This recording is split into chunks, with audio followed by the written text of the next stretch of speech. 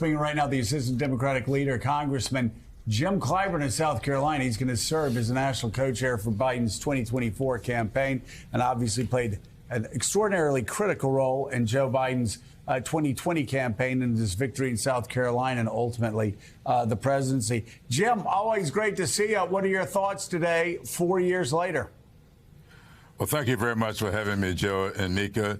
Look, I think that we have a tremendous opportunity now to continue what I call a course correction.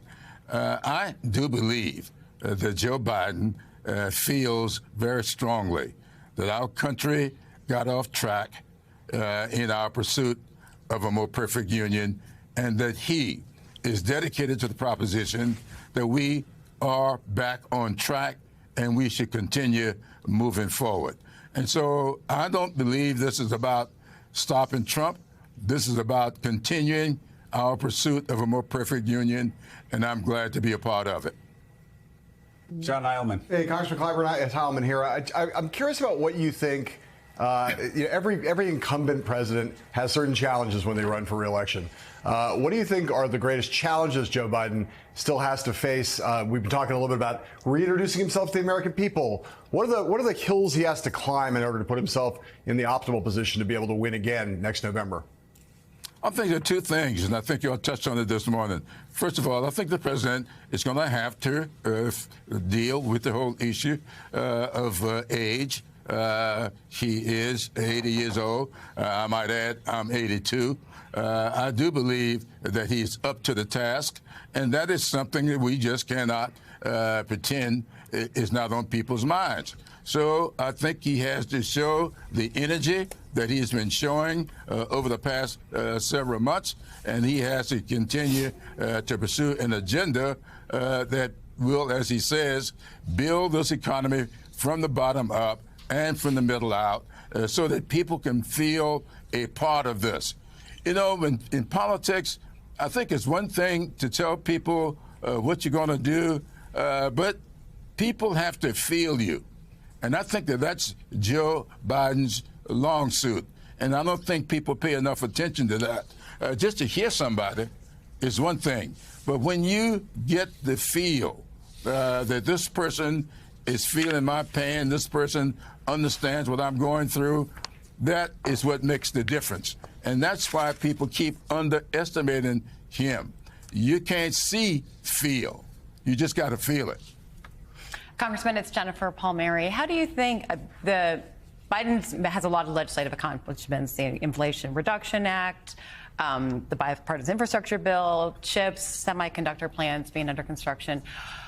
A lot of American people still don't feel the effects of those accomplishments. How do you talk to people about it so that they understand what the president, Democratic Congress, when it was in charge, accomplished for people and the difference that it makes in their lives? Well, I think people do feel that they don't connect it to Joe Biden. For instance, there in South Carolina, we're going to build out 100% of the internet in 3 to 5 years. Most people, because they're 2/3 of that money to do it is coming from the rescue plan. But people see the local governors making those announcements, and they don't immediately connect it back to Joe Biden's rescue plan. And that is the thing that we've got to do, get people to see that what is happening with your insulin costs being capped for seniors at $35 a month, that is because of the Inflation Reduction Act.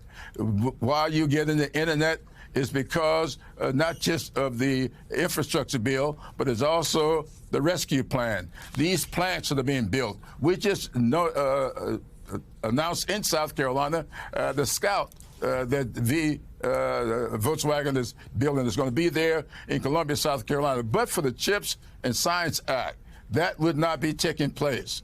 Plants up in New York, plants out in Ohio, connect those back to this legislation that we have passed.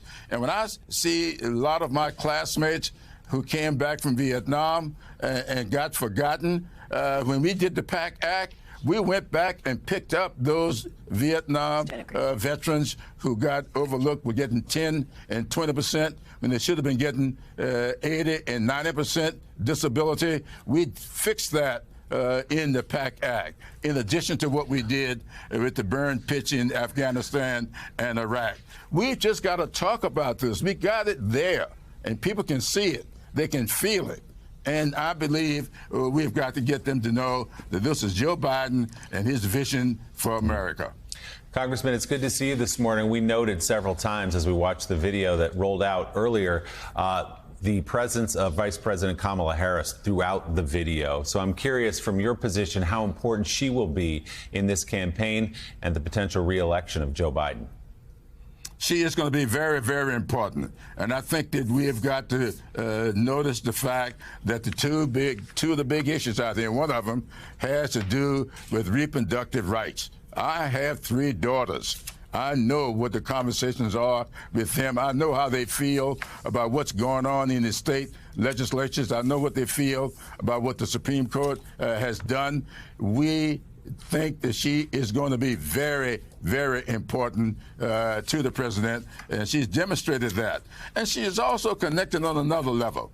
When she went down to Tennessee, I watched her that evening. I saw in her the future of our party and our country. And I do believe those last 2 big speeches she's made, people felt her. And I think they are going to feel her throughout this campaign. All right. National co-chair for President Biden's 2024 re-election campaign, Assistant Democratic Leader Jim Clyburn of South Carolina. Jim, as always. Thank you. Thank you so much. Thank you Great very much seeing for you again, having me. buddy. Okay, All right.